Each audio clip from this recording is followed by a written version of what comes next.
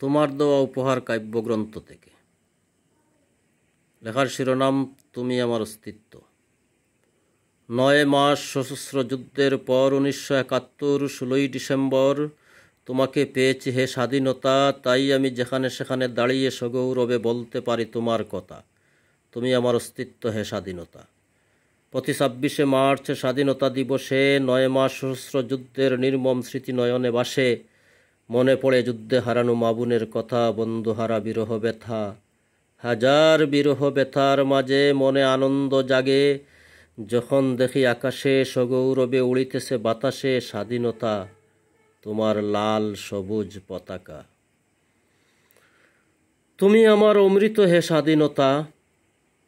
এই তো সেদিন লাঞ্ছনা বঞ্চনা শোষণ নির্যাতন নিপীড়ন অত্যাচার এবং অত্যাচারীর কাছে আমি ছিলাম জিম্মি।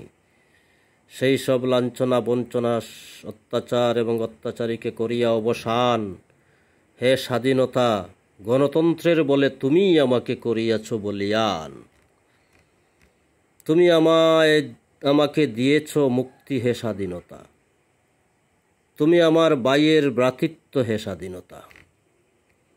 আমার রক্তে রন্ধ্রে রন্ধ্রে শিরায় শিরায় গেয়ে যায় তোমার গান।